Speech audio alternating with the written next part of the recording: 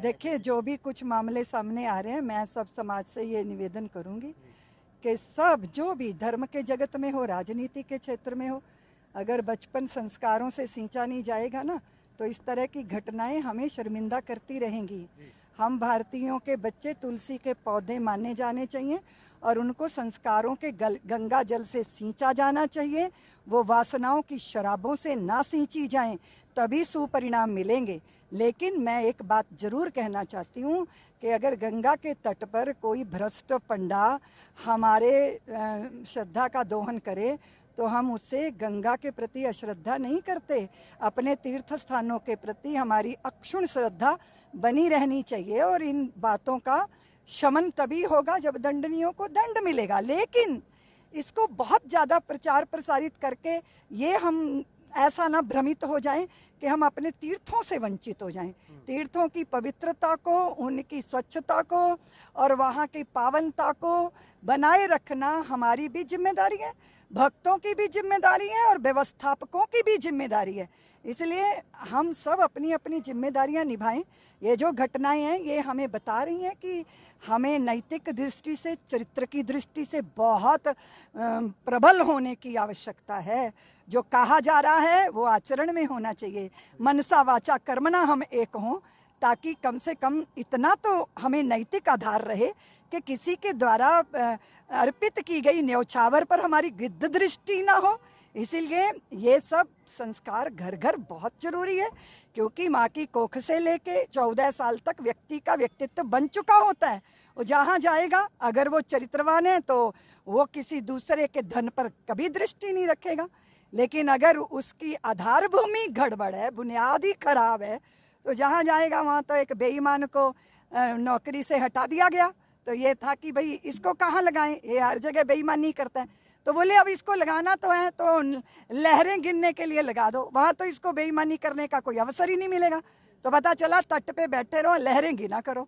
तो अब उस आदमी ने वहाँ भी रास्ता निकाल लिया। उसने नाव वालों को रोक दिया, बोले तुम नाव लेके आते हो तो मैं लहरों की गिनती में गड़बड़ हो जाती है, तो मुझे कुछ दो तब मैं तुम्हारी नाव आने दूंगा। तो भाई ऐसा व्यक्ति तो जहाँ भी खड़ा कर दोगे, वो राजनीति का क्षेत्र हो या मंदिर का क्षेत्र हो, तो यही दुष्परिणाम आएंगे। इसलिए जिम्मेदारी हम सबकी है। और एक बात कह दूं, हो सकता है आप लोग मुझे ट्रोल करवा दो, पर करवा दो, अब मैं क्या करूं। किसी के पतन का जश्न ना मनाएं तो अच्छा है, उसका समाधान ढूंढें। जहाँ भी कहीं गड़बड़ी होगी वो जरूर उस पर कार्रवाई होगी। और ये मैं कह सकती हूँ कि धर्म के साथ जो भी खिलवाड़ करेगा उनके ऊपर कठोर से कठोर कार्रवाई होगी।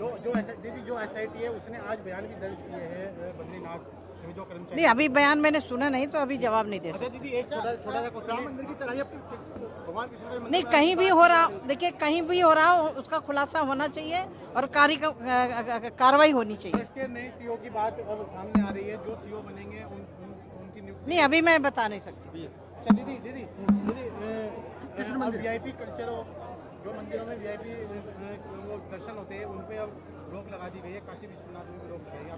नहीं, वैसे देखिए व्यवस्था तो आम जनता के लिए, वैसे वीआईपी सबके लिए एक जैसी होनी चाहिए और मुझे लग रहा है ये बहुत अच्छी, लेकिन उसको भी अच्छी व्यवस्थित, मैंने देखा वृंदावन में बहुत अच्छी व्यवस्था कर दी है। तो कहीं भी हमारे तीर्थ क्षेत्र हैं वहाँ अच्छी व्यवस्था हो जिससे आम जनता की पहुँच हो और आम जनता श्रद्धा से भगवान का नमन कर सके। अच्छा दीदी 9 अगस्त को जैसे राम मंदिर नहीं, मैंने सुना नहीं, अभी उस पर कोई जवाब नहीं, अभी मैं उस पर कोई जवाब नहीं। बद्रीनाथ टेम्पल में, बद्रीनाथ मंदिर में जो थोड़ी गड़बड़ी हुई है उसके लिए हेमंत द्विवेदी ने तुरंत जांच का आदेश सरकार से करने का आग्रह किया है और उन्होंने जो दोषी पाया गया था उसके खिलाफ तुरंत एफआईआर दर्ज किया।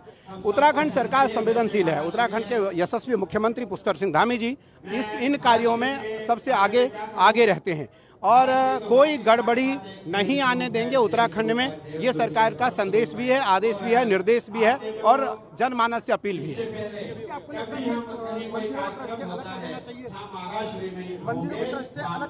बिल्कुल, जो धार्मिक मंदिर हैं उसको ट्रस्ट से अलग कर देना चाहिए। सरकार के अधीनस्थ कोई मंदिर देश में ना हो।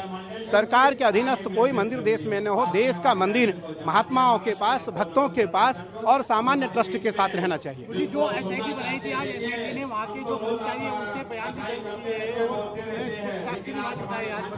बिल्कुल आपने सही कहा। जो एसआईटी बनी है उत्तराखंड की एसआईटी बनी है, उस एसआईटी से निस्संदेह पारदर्शिता आएगी और पुष्कर सिंह धामी जी मुख्यमंत्री उत्तराखंड, यशस्वी मुख्यमंत्री उत्तराखंड के निर्देश में वो व्यक्ति बख्शा नहीं जाएगा यदि वो दोषी है तो। मुझे लगता है निस्संदेह प्रधानमंत्री नरेंद्र मोदी जी राम जन्मभूमि को लेकर के संवेदनशील रहते हैं और राम जन्मभूमि मंदिर ट्रस्ट में, राम जन्मभूमि तीर्थ में मुझे लगता है कि कोई भी कमी अगर आती है तो प्रधानमंत्री उसको स्वतः उसका देखरेख करेंगे। उत्तम सीईओ स्थापित हो, उत्तम सीईओ का चयन हो, उत्तम सीईओ वहाँ स्थापित किए जाएं। मुझे लगता है इस पर प्रधानमंत्री जी, योगी जी का मत चल रहा होगा और प्रधानमंत्री जी के निर्देशन में कोई देश का ईमानदार, सज्जन और कर्मठ सीईओ ही राम जन्मभूमि तीर्थ का सीईओ बनेगा।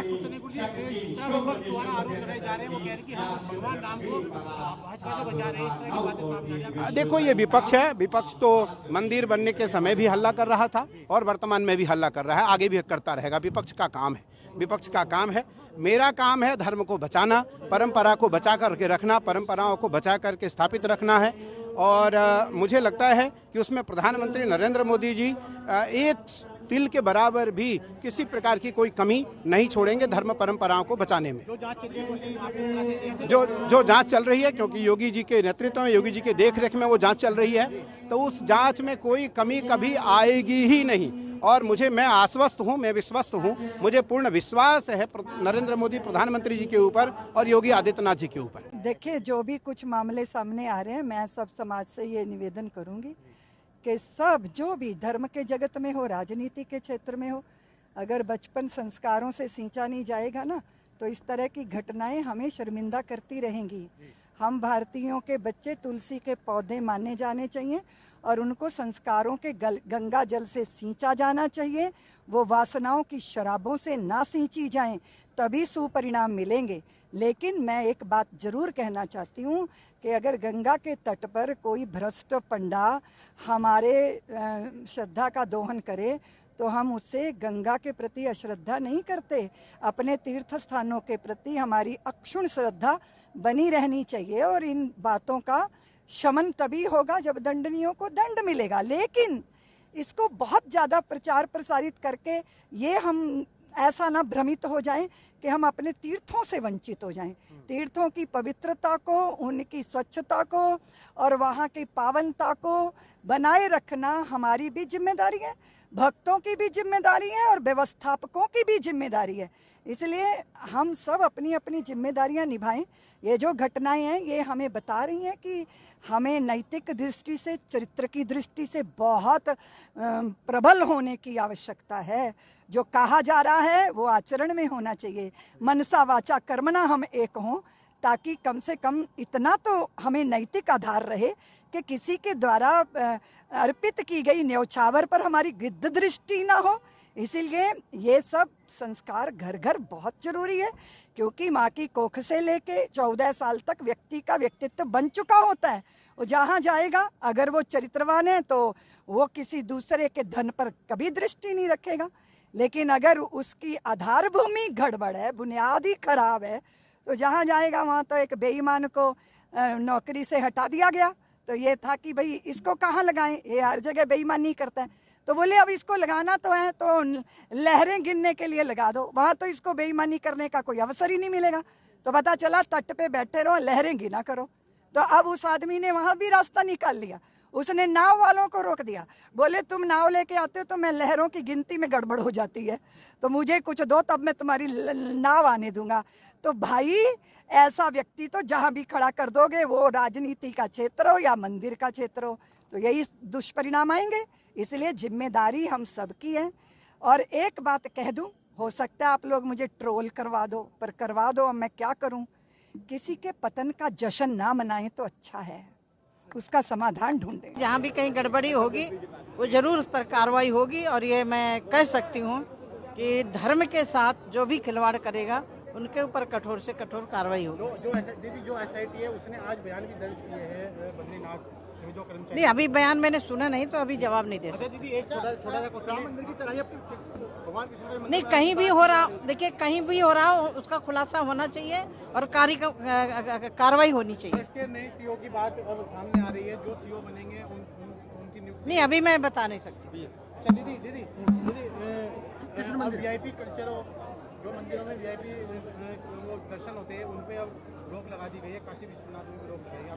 नहीं, वैसे देखिए व्यवस्था तो आम जनता के लिए, वैसे VIP सबके लिए एक जैसी होनी चाहिए और मुझे लग रहा है ये बहुत अच्छी, लेकिन उसको भी अच्छी व्यवस्थित, मैंने देखा वृंदावन में बहुत अच्छी व्यवस्था कर दी है। तो कहीं भी हमारे तीर्थ क्षेत्र हैं वहाँ अच्छी व्यवस्था हो जिससे आम जनता की पहुँच हो और आम जनता श्रद्धा से भगवान का नमन कर सके। अच्छा दीदी 9 अगस्त को जैसे राम मंदिर नहीं, मैंने सुना नहीं, अभी उस पर कोई जवाब नहीं, सेवा की बात की, अभी मैं उस पर कोई जवाब नहीं।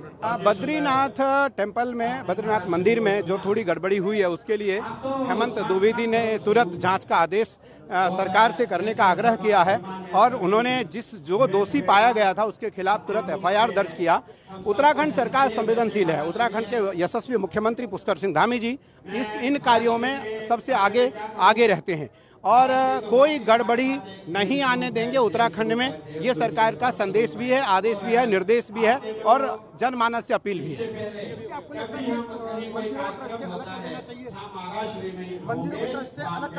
बिल्कुल, जो धार्मिक मंदिर हैं उसको ट्रस्ट से अलग कर देना चाहिए। सरकार के अधीनस्थ कोई मंदिर देश में न हो, सरकार के अधीनस्थ कोई मंदिर देश में न हो। देश का मंदिर महात्माओं के पास, भक्तों के पास और सामान्य ट्रस्ट के साथ रहना चाहिए। जो SIT बनाई थी आज SIT ने वहाँ के जो कर्मचारी हैं उनसे बयान बिल्कुल, आपने सही कहा। जो SIT बनी है उत्तराखंड की SIT बनी है, उस SIT से निस्संदेह पारदर्शिता आएगी और पुष्कर सिंह धामी जी मुख्यमंत्री उत्तराखंड, यशस्वी मुख्यमंत्री उत्तराखंड के निर्देश में वो व्यक्ति बख्शा नहीं जाएगा यदि वो दोषी है तो।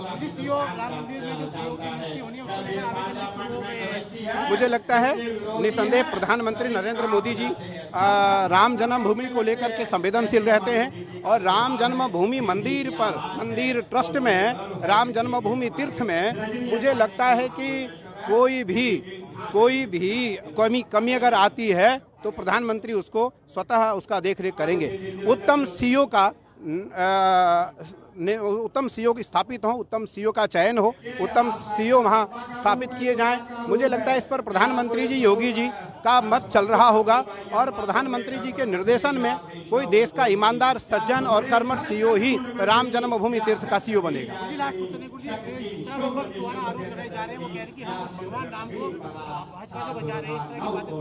देखो, ये विपक्ष है। विपक्ष तो मंदिर बनने के समय भी हल्ला कर रहा था और वर्तमान में भी हल्ला कर रहा है, आगे भी करता रहेगा। विपक्ष का काम है।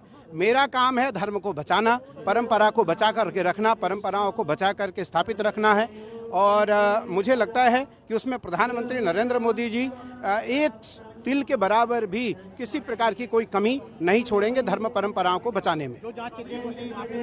जो जांच चल रही है, क्योंकि योगी जी के नेतृत्व में, योगी जी के देखरेख में वो जांच चल रही है, तो उस जांच में कोई कमी कभी आएगी ही नहीं और मैं आश्वस्त हूँ, मैं विश्वस्त हूँ। मुझे पूर्ण विश्वास है नरेंद्र मोदी प्रधानमंत्री जी के ऊपर और योगी आदित्यनाथ जी के ऊपर।